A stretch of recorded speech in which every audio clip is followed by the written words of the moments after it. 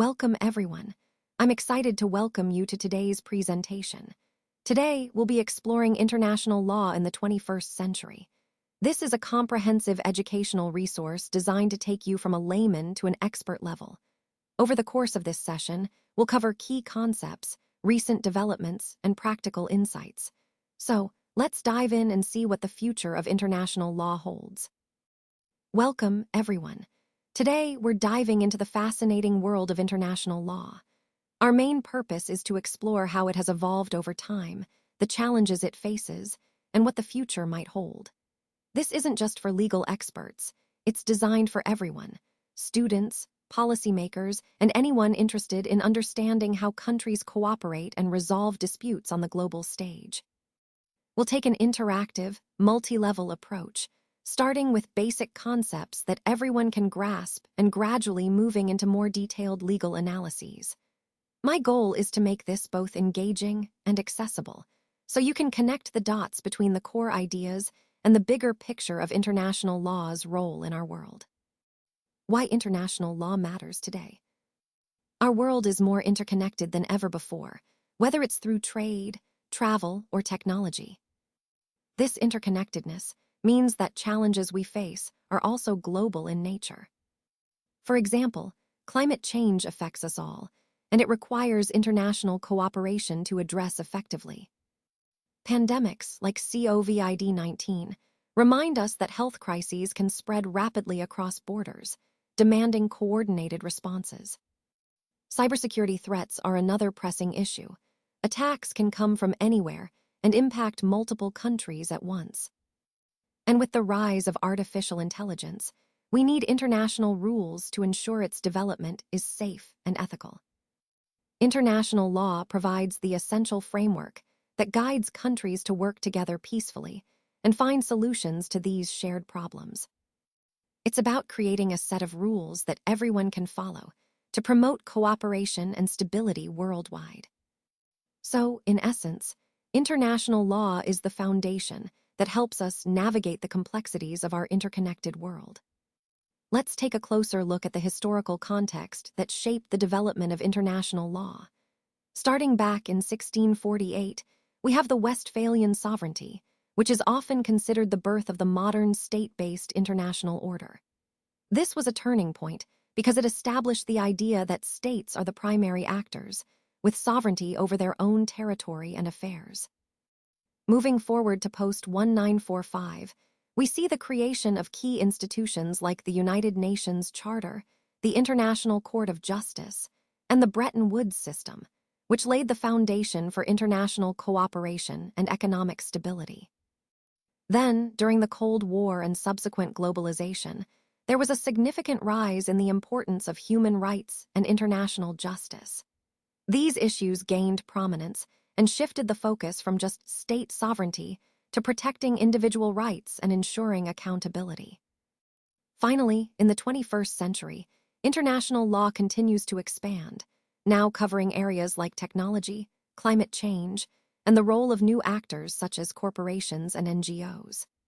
This timeline, from 1648 through the Cold War and into today, illustrates how international law has evolved to meet the complex challenges of each era, reinforcing its vital role in global governance. Now, let's turn our attention to some of the most pressing contemporary challenges we face today. First, the climate crisis. As many of you know, the Paris Agreement was a major step forward in global efforts to combat climate change. Recently, though, we've seen the 2024 International Court of Justice opinion on state obligations, which clarifies how nations are legally bound to act. This is a crucial development because it reinforces the idea that climate commitments are not just political commitments, but legal ones too. Next, cybersecurity remains a significant concern. As our digital world expands, so do the threats. There's an urgent need for clear rules on cyber warfare and, importantly, how we attribute cyber attacks to specific actors. Without these rules, it's tough to respond effectively or hold malicious parties accountable. Moving on to AI governance, which is becoming increasingly urgent. In 2024, the Council of Europe proposed the first binding treaty on artificial intelligence. This is a landmark because it aims to set international standards and ensure that AI development aligns with human rights and ethical principles. Finally, we can't ignore the global trade landscape. Since 2019, the WTO dispute settlement system has been facing a crisis. This has serious implications because effective trade rules are essential for economic stability and growth, especially in a world that's more interconnected than ever. All of these issues, climate change, cybersecurity, AI, and trade, highlight the complexity of today's global governance challenges. They remind us that our interconnected world requires coordinated, legally grounded responses to ensure a sustainable and secure future. Let's take a closer look at some of the key institutions that are currently under pressure. First, the International Criminal Court. It handles high-profile cases related to serious international crimes, but it often faces pushback from powerful states who are wary of accountability. This creates a challenge in ensuring justice is served universally. Next, the UN Security Council plays a critical role in maintaining peace and security, but its effectiveness is often hampered by the veto power held by its permanent members. This veto power can block actions even when there's broad international support, leading to a kind of geopolitical gridlock that prevents timely intervention. Moving on to the World Trade Organization, or WTO. Its dispute resolution mechanism is vital for maintaining fair global trade. However, we've seen a crisis emerge within the appellate body, which is the WTO's appellate court. This crisis has led to a decline in dispute resolution capabilities, risking the stability of the entire global trade system. All of these issues highlight how institutional effectiveness is being challenged by political and structural obstacles, which ultimately impacts the broader goal of international cooperation and stability. Let's talk about some of the enforcement and compliance challenges we face in international law. First, there's no global police force to ensure rules are followed. Instead, enforcement relies heavily on cooperation between states, which can be inconsistent. Sometimes, compliance is selective, often influenced by geopolitical interests, meaning some countries might prioritize their own agendas over international agreements. Institutional paralysis is another issue. Key international bodies can become stuck or ineffective when decisive action is needed. Plus, non-state actors, like corporations or terrorist groups, add another layer of complexity when it comes to accountability, since they don't fall neatly within traditional state-centric frameworks. Now, the process of maintaining compliance involves several key steps.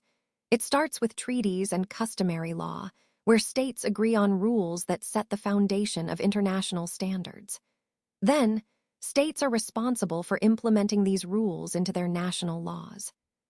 Monitoring and reporting are crucial.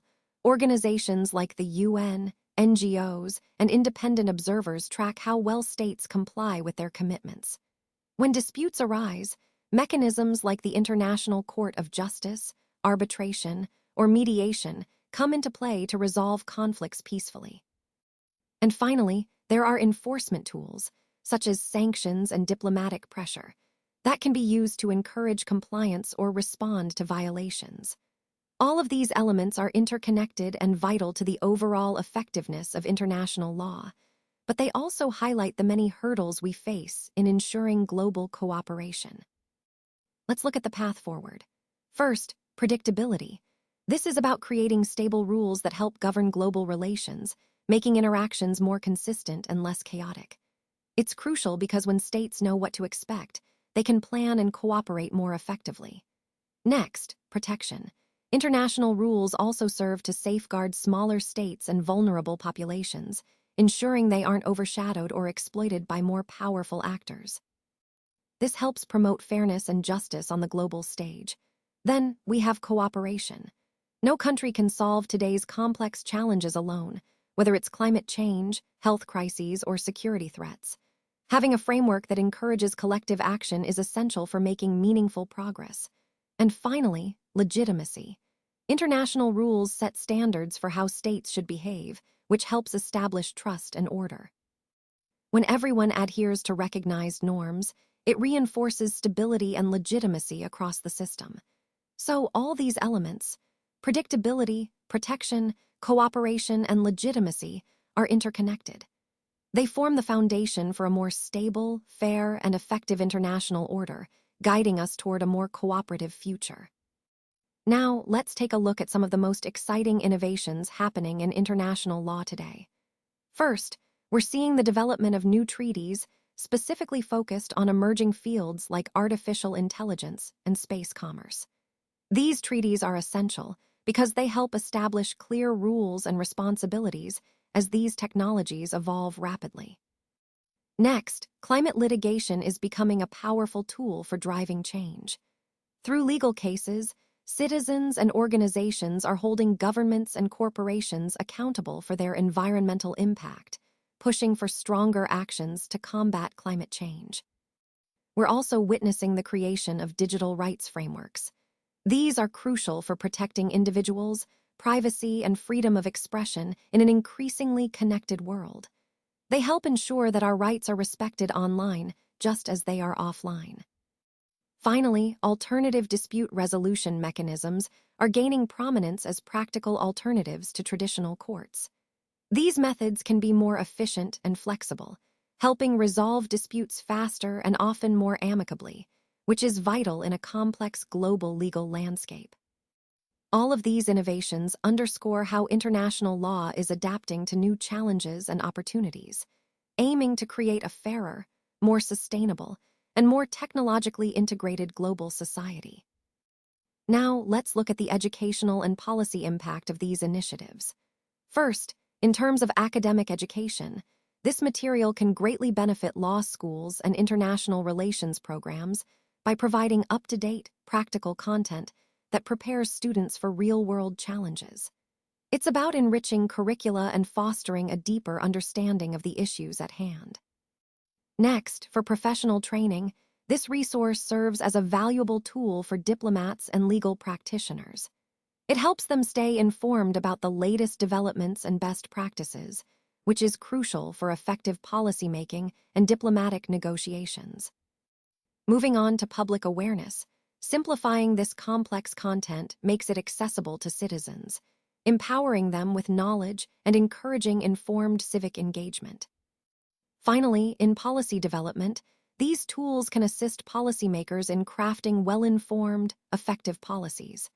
It bridges the gap between theory and practice, ensuring that decisions are grounded in solid understanding and current realities. Overall, these educational and policy impacts are vital for creating a more informed, capable, and engaged community, whether in academia, professional circles, or the broader public. Let's talk about some practical next steps. For students, I encourage you to explore careers in international law. This field offers a unique opportunity to make a global impact and solve complex issues that cross borders. Practitioners, your role is vital in advocating for reforms in global governance. By pushing for improvements, you help create a more effective and fair international system that benefits everyone. And for policymakers, supporting the strengthening of international institutions is key. Stronger institutions mean better cooperation and more effective responses to global challenges. Overall, these actions, whether by students, practitioners, or policymakers, are essential for advancing the themes we've discussed today. They're about actively shaping a fairer, more cooperative world. In conclusion, international law remains humanity's best tool for solving the complex global challenges we face today. Understanding how international law has evolved over time, the challenges it encounters, and its future potential is absolutely critical. This understanding helps us work towards building a cooperative and peaceful global society. So I encourage you all to take action. Stay informed about international legal issues, support efforts for global justice, and promote cooperation among nations. By doing so, we can contribute to a better, more just world for everyone. Now, as we come to the final slide, let's open the floor for questions and discussion. I encourage you to share your thoughts, ask for clarifications, or bring up any ideas that stood out to you. This is a great opportunity to deepen our understanding and connect the dots from the presentation. Remember, the key points we've covered, such as the importance of innovative strategies, the role of collaboration, and how these elements drive success, are all open for further exploration. So feel free to ask anything that's on your mind or share your insights. Let's have an engaging and productive discussion to wrap up today's session.